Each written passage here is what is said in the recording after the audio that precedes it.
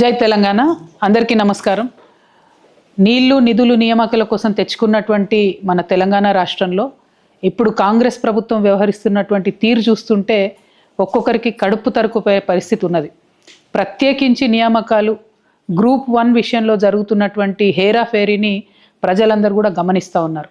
నేను కాంగ్రెస్ ప్రభుత్వాన్ని డిమాండ్ చేస్తూ ఉన్నాను, ముందు మీరు ఇచ్చినటువంటి అపాయింట్మెంట్ లెటర్లు క్యాన్సిల్ చేసి రీఎగ్జామినేషన్ పెట్టండి. నిరుద్యోగులతోని మీరు కొట్లాటకు దిగొద్దు. మేము హెచ్చరిక చేస్తూ ఉన్నాం. ప్రిలిమినరీ పరీక్ష దగ్గర నుంచి మొదలు పెడితే మెయిన్స్ పరీక్ష వరకు కూడా అనేకమైనటువంటి తప్పులు మీరు చేశారు. అనేకమైనటువంటి అంశాలలో ల్యాప్సెస్ ఉన్నాయి. అనేకమైన విషయాలలో మీ లాయర్లే కోర్టులలో ప్రభుత్వం తరఫున కాంట్రడిక్టరీ స్టేట్మెంట్స్ ఇచ్చి ఉన్నారు. ఇవన్నీ అంశాలు కూడా గమనంలోకి పెట్టుకోండి. రేపు పొద్దున మీరు డివిజన్ బెంచ్ కూడా వెళ్ళారు.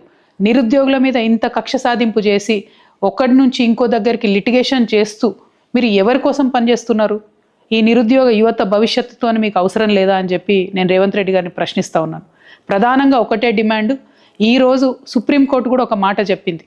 ఏవైతే మీరు ఉద్యోగాలు ఇచ్చారో ఆ ఉద్యోగాలు పర్మనెంట్ కాదు.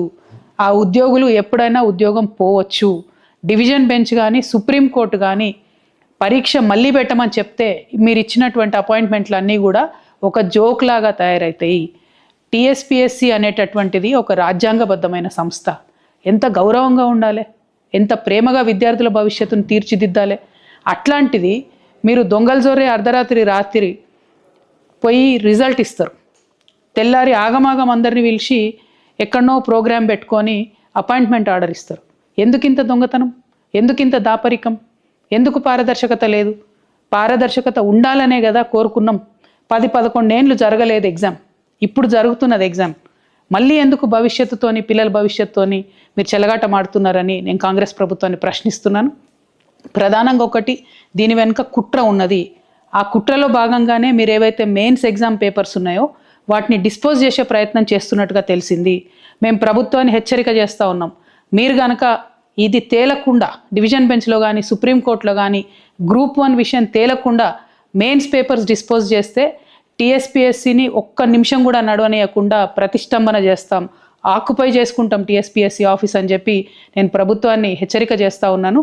ఎందుకంటే ప్రతి అడుగులో కేవలం మీరు పంతంతో విద్యార్థులను అవమానపరుస్తూ, నిరుద్యోగ యువతను అవమానపరుస్తూ ముందుకెళ్తున్నారు తప్పితే సానుభూతితోని మిస్టేక్ అయితే ఒప్పుకొని ముందుకెళ్లే పరిస్థితి లేదు.